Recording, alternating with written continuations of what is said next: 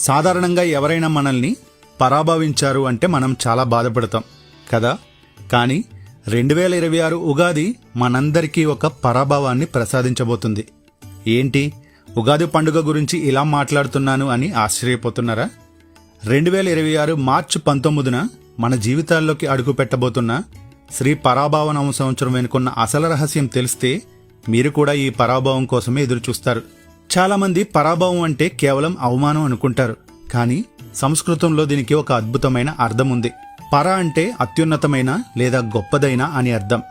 భవ అంటే పుట్టుక లేదా స్థితి అని అర్థం. అంటే మనలోని అపజయాలను, అహంకారాన్ని, అజ్ఞానాన్ని ఓడించి, అంటే పరాభవం చేసి ఒక ఉన్నతమైన స్థితిలో కొత్తగా జన్మించడమే ఈ సంవత్సర సందేశం. మనం పాత పద్ధతులను వదిలేసి కొత్త ఆలోచనలతో ముందుకు వెళ్ళడానికి ఇది ఒక గొప్ప సంకేతం. ఇక విశ్వావసు సంవత్సరంలో మనం ఎన్నో నేర్చుకున్నాం. కానీ ఈ కొత్త ఏడాది మనల్ని మనం మార్చుకోవాలని చెబుతుంది. ఉదాహరణకు, మనలో ఉన్న బద్ధకాన్ని పరాభవం చేస్తేనే కదా మనం సక్సెస్ వైపు అడుగులు వేస్తాం.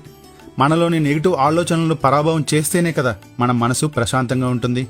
కాబట్టి ఈ పరాభవ సంవత్సరం మనకిచ్చే పెద్ద గిఫ్ట్ సెల్ఫ్ ట్రాన్స్ఫర్మేషన్. ఈ మార్పు ఎప్పుడూ తీపిగానే ఉండదు. అందుకే మనం ఉగాది పచ్చడిలో వేప పువ్వు చేదును కూడా కలుపుతాం. కష్టాలను ఓడిస్తేనే సుఖం విలువ తెలుస్తుంది.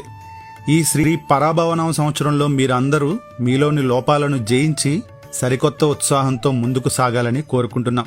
మరి ఈ ఉగాది నుంచి మీలో ఉన్న ఏ అలవాటుని మీరు పరాభవం చేయాలనుకుంటున్నారు? అంటే ఏ నెగిటివ్ క్వాలిటీని వదిలేయాలనుకుంటున్నారో కింద కామెంట్